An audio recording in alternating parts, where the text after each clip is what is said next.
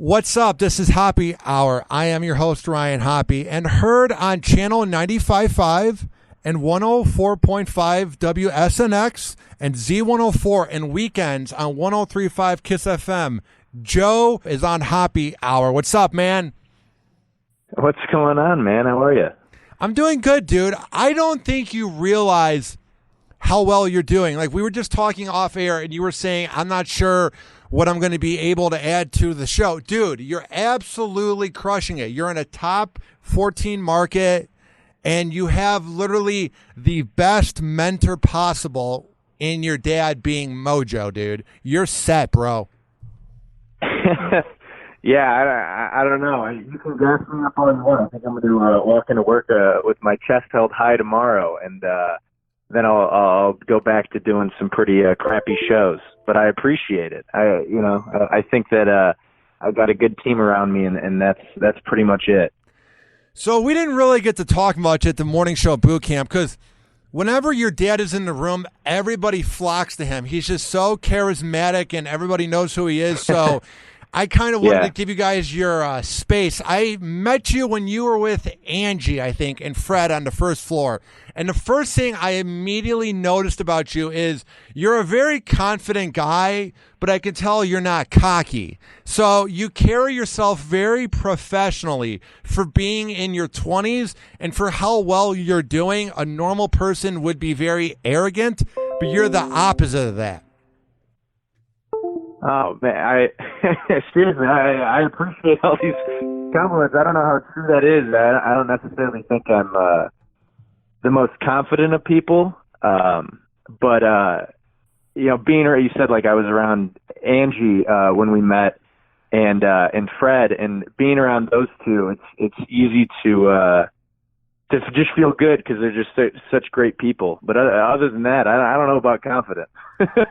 Why do you think you lack confidence? Because I think we might be in the same boat too, because a lot of people tell me I'm doing well, this and that, but I literally, during my second job during the day, or when I'm at boxing class, or when I'm swimming, whenever I'm doing things that aren't radio, dude, I'm literally overthinking everything. I'm the guy that even when I'm doing well, it's like I try to self-sabotage myself. It's the most bizarre thing.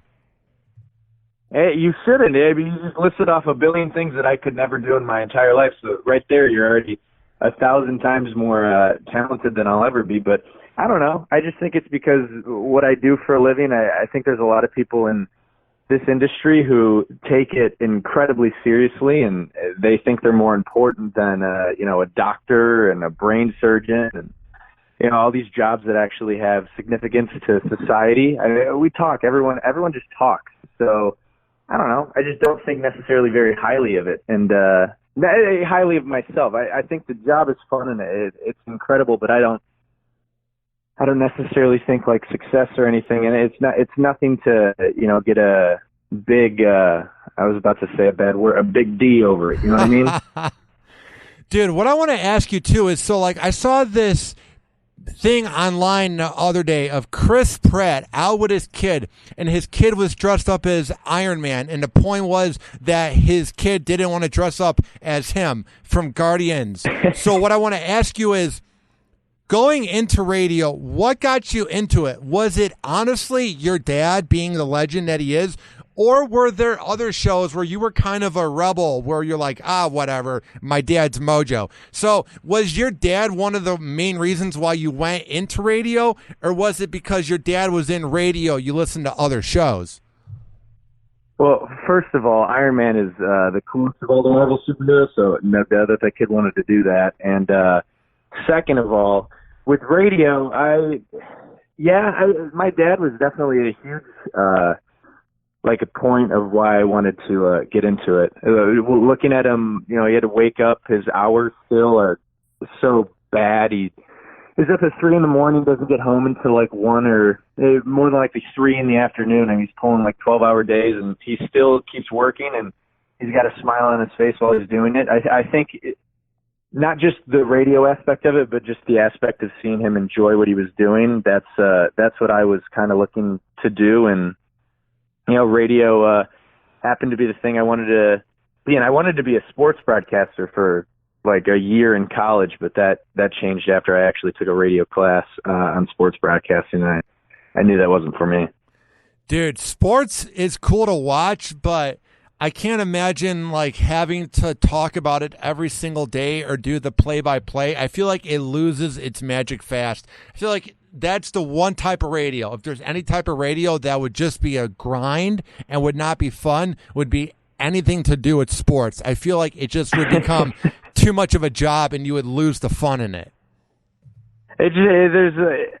I don't know, and there are some people who do it pretty well, but I feel like the lack of like personality. I feel like there's a lot of people on ESPN who they just kind of read what's on the teleprompter, and that's it. Or the stations that are owned by the actual team, they're only positive with what those guys who are signing their paychecks are doing. That's why I love like a Barstool Sports. They I feel like are the only people with real personality who can put that out there on a daily basis. So yeah, I don't know. Like Valenti here, he's in Detroit and he's a tank at what he does, and it's just not my cup of tea, I guess. So what is your cup of tea? For people that haven't heard you on air, what is your show like? It's I don't know, it's like I'm sitting in the car with you. It's very, very highly self-deprecating. Super call intensive. It's top 40, so I want to attract my female listeners, and I feel like in order to do that, it helps to just have I really benefited off of the city of Detroit. People are freaking crazy here and open with everything, so the calls are pretty outrageous, and that helps with the show. It's just, it's pretty bad. It's not the best show ever. It really isn't, but it's fun. It's just like, you're hanging out in between songs, and it's a top 40 radio station, so I really only talk for like 15 seconds. So it's not like I'm talking too much, Now, defend your city. It was the first city to go bankrupt. Your last mayor, Kwame, is a piece of dirt. There's a lot of bad parts of the Motor City, but I've heard there's a lot of good parts about it.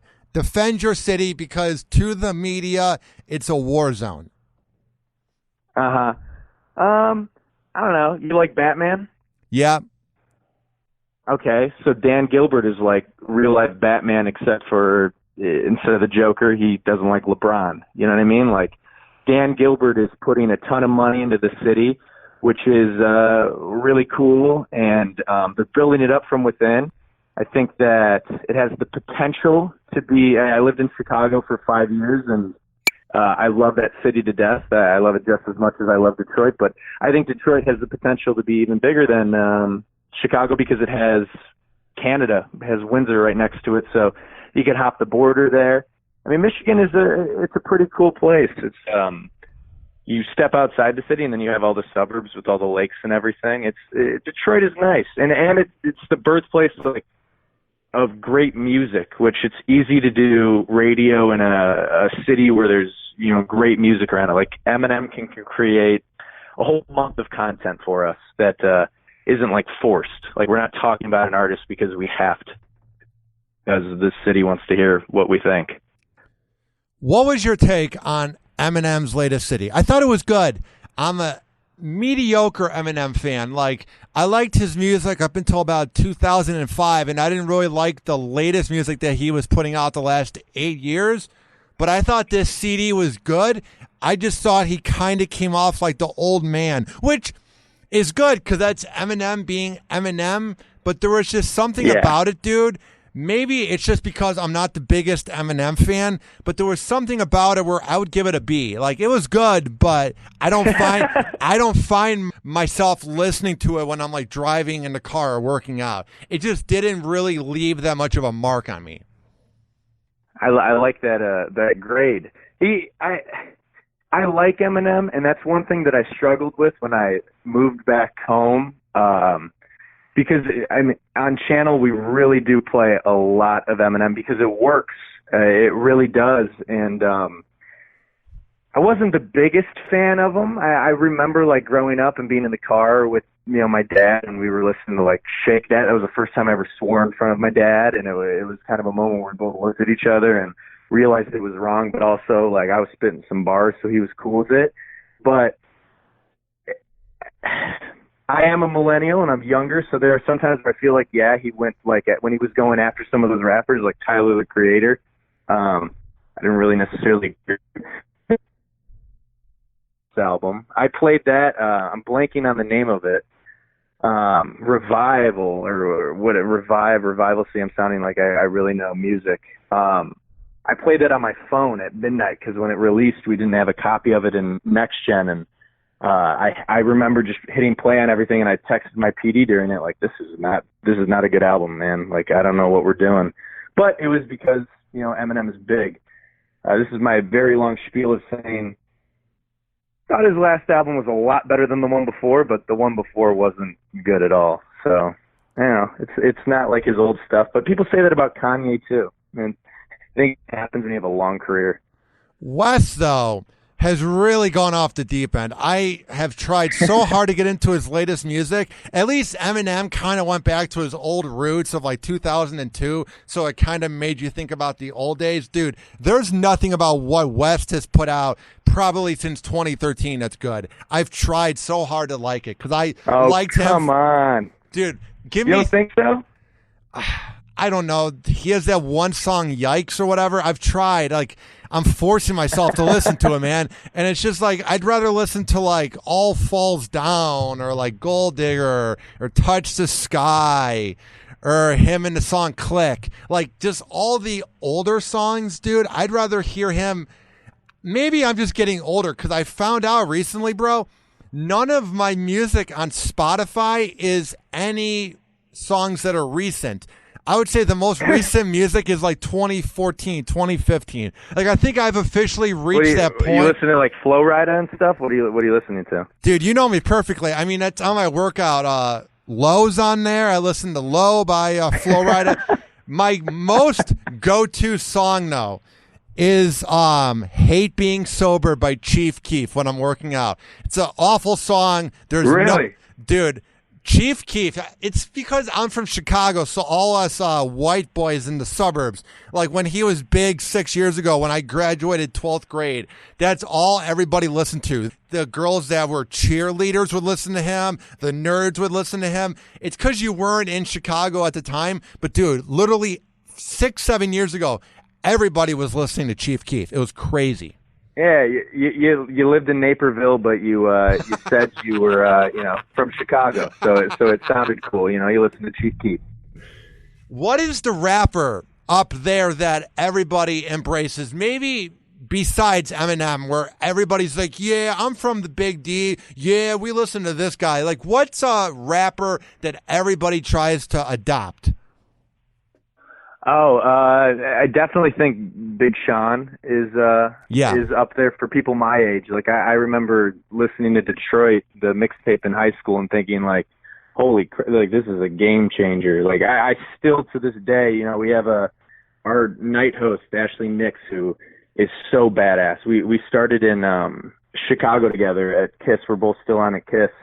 And we were driving downtown listening to Detroit. I love Big Sean, and I have a little bit of a Big Sean stan and a good music stan, talking about Kanye. But I think Big Sean is there. NF is getting a lot of spins on our station now too, and on the other stations. He is not necessarily from Detroit, but he's from Michigan. That's another one of those big rappers, and then another one. I guess T Grizzly is kind of getting there right now, but I think he's got a little bit of ways to go to get to Big Sean status. So you're on in Grand Rapids, you're on in Madison, you're on in the Big D. What is the key when you're doing your different shows to remember which city you're in and how to cater to it? Because obviously they have different cultures, they have different scenes. How do you focus to remind yourself which city you're talking to? Yeah. Well, first of all, I had a mess up 2 weeks ago where I said a station's name on a different state. I said Grand Rapids name on on Madison Station, and when I first got here, I was saying Kiss FM on channel. That's my biggest issue that I have, because I keep the content pretty. Like I've been very fortunate enough to have a great program director in Tony Travato, who allows me to be a personality, and that's the first thing that he looks for. So it's not necessarily like, hey, you got to cater to this content. You got to talk about this artist here. You talk about a different artist there. Like, it's just talking about me, and that helps. I write down the station name that I'm, currently doing, and I write it on the computer just so I can see it each time I'm sending over my breaks. But other than that, the content's the same. Like Madison, I clean it up a little bit at night. Grand Rapids, Stick is our PD there. He's a great dude. He lets me get pretty dirty. He came from Detroit too, and when I was doing nights, I only had the opportunity to do nights for about 6 months. So he kind of lets me live out my dirty, grungy night guy attitude there, and I can get away with that. And then on Kiss and on Z, it's more music intensive, but they let me be me, which is fun, and it makes doing all those shows very easy. What's an example of when you get edgy? Are you like Dave and Chuck the Freak, where you're talking about like sex, or is this you just kind of getting a little bit edgy? Yeah, I mean, well, it's never.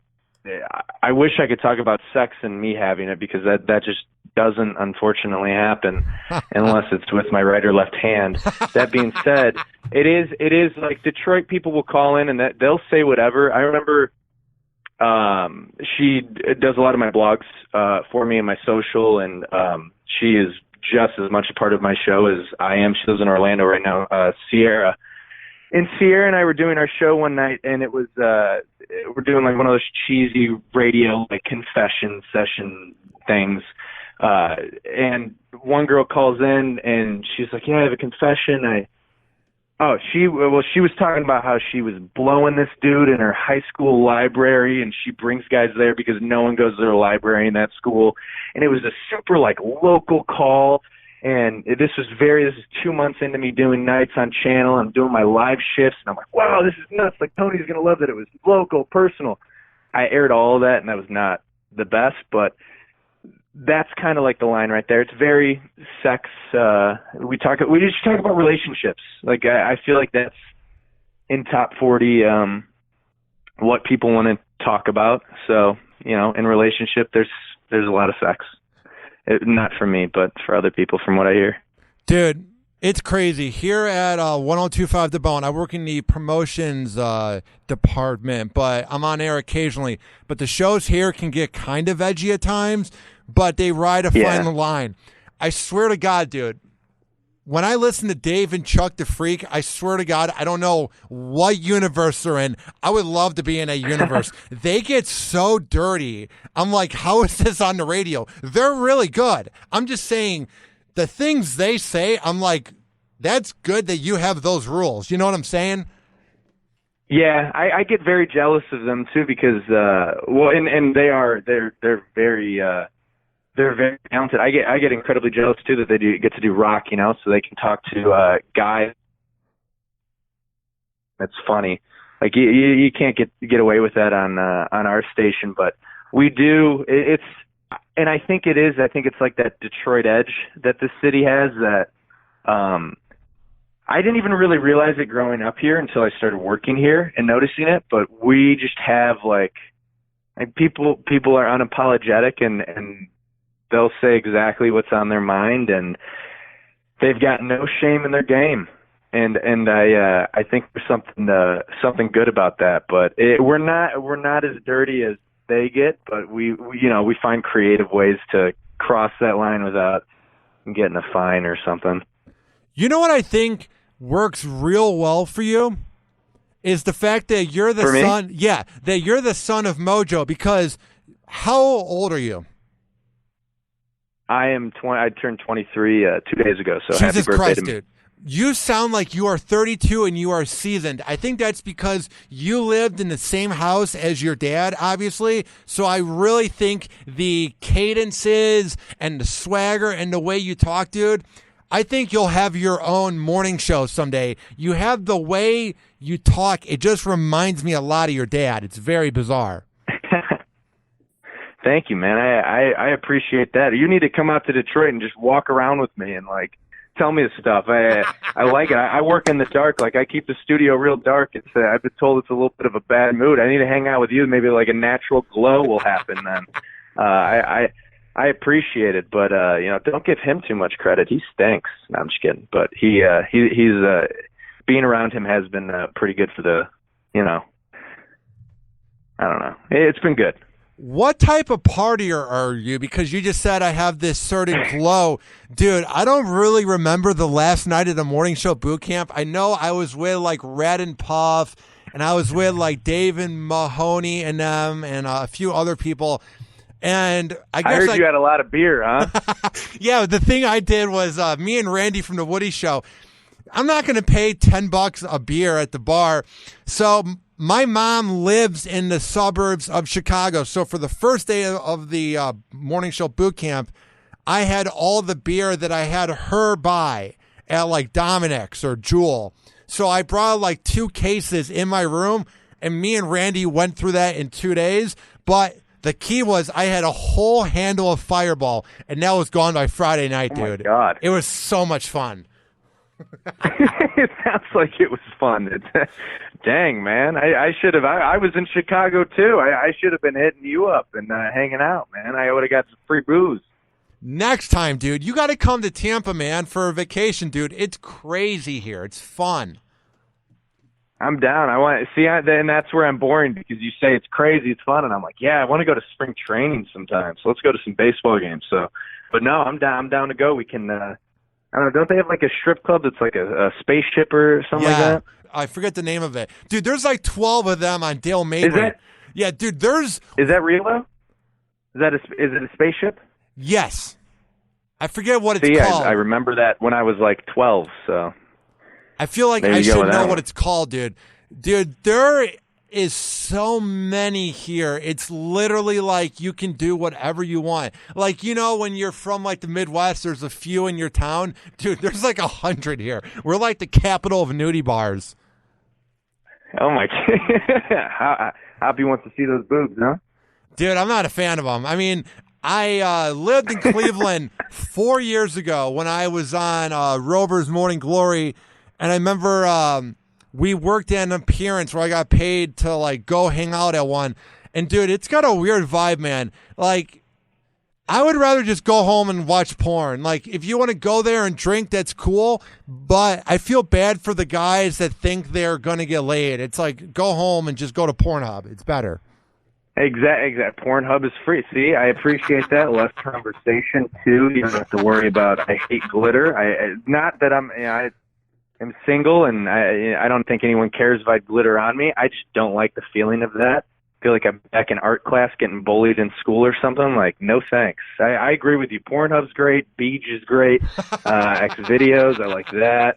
I'm more of like a Google guy too. Like if I see something I like, I'll like just type it into Google and see like what pops up there. And if it's porn, I'm excited. If it's not, I got to keep looking. You're weird, man. I just want to get the job done. I just go to Pornhub. I see what's on the front page. I have shame whenever I'm doing any of those. Dude, I have shame when I'm having sex. I just have this weird thing where it's like, I think it's the lack of confidence, but I just want to get it over with. I don't know if that makes sense.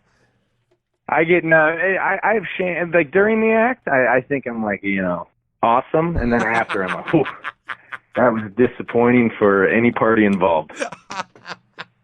Dude, what is your go-to line, like, on your Tinder account? Do you mention that you work in radio, or do you just have the pictures? Because I just do the picture thing.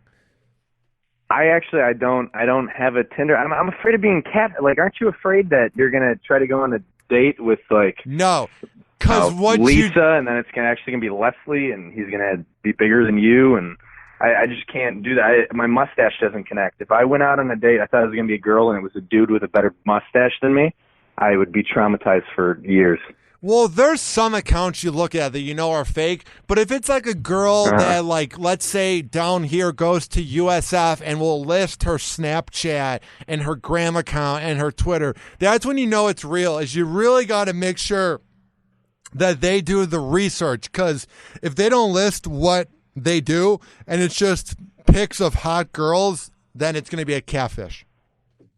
Do I have to follow them when I do that? Because then if they don't follow me back, it could ruin my ratio, and that's another thing I worry about. I look into things too much, too. I can't do Tinder, but if I was on it, I think I'd tell them that I did radio. I'd probably tell them that I'm like Spike or something, because that has more pull than if I said I was me. They'd be like, who the hell is that? I don't understand what that is, but, you know, I could tell them, like, you know, Spike, or shoot, I'll pull the Mojo card. I'm Mojo. What's going on?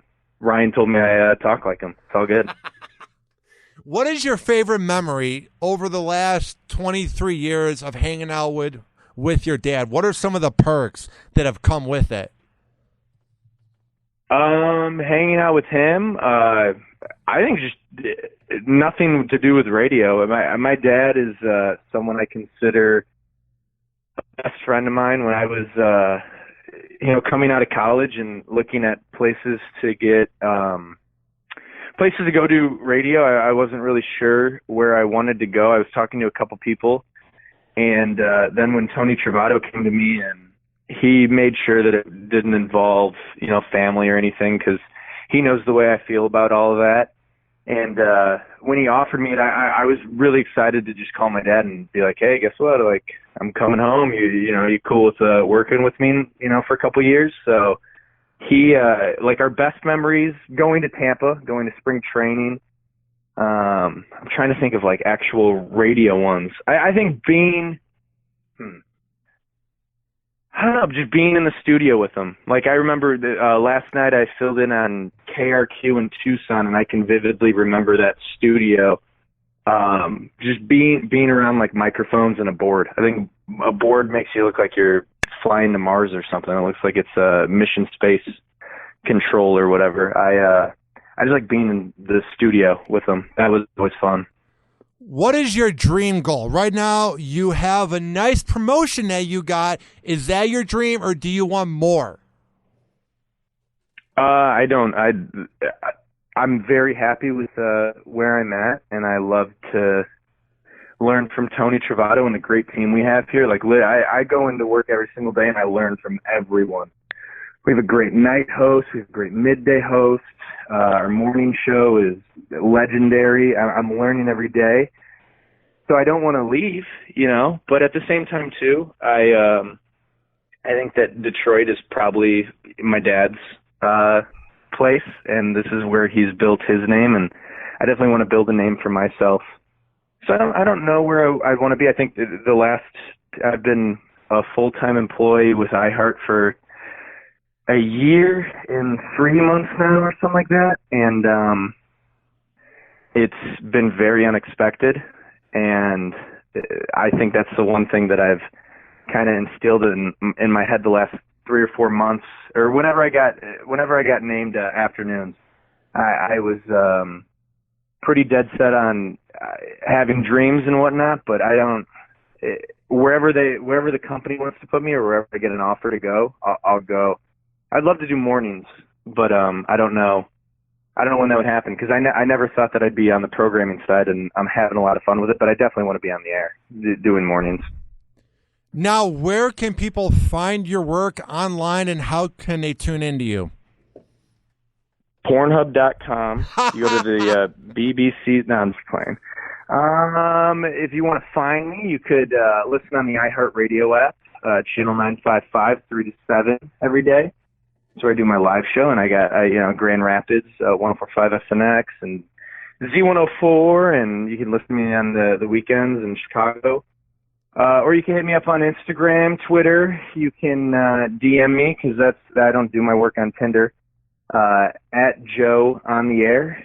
I want to change my Instagram, though. I wish it was just my name. I hate how radio people are they do all this other stuff with it, I want to have my full name, so maybe I'll change it at some point. But for right now, Joe on the Air. Doesn't your dad have it as his full name? He does. That's his personal one. So My mom hates that is there, but he does. But like, like I started radio with like Fred and Angie Taylor, and they kind of use their names, but not really. And they were the ones, like they named me Cougar Bait. And I remember when that happened, I was like, I don't want this. Like, I want to be Joe Carballo. And they were like, no, you got to go with the radio name route. Like, people are crazy here or whatever. I wouldn't mind some stalkers. That'd be cool to have some attention. So I don't know. I might have to change it. Well, dude, keep up the good work. It's been a lot of fun having you on the show, and I see big things from you, dude. I appreciate you, man. We need to get you to Detroit, and we need to hang out. I'll supply the beers, all right? You can drink them. Damn right, dude. And I'll bring the handle. Sounds good? It sounds good, man. You have a good one, all right? You too, man. Thank you, bro.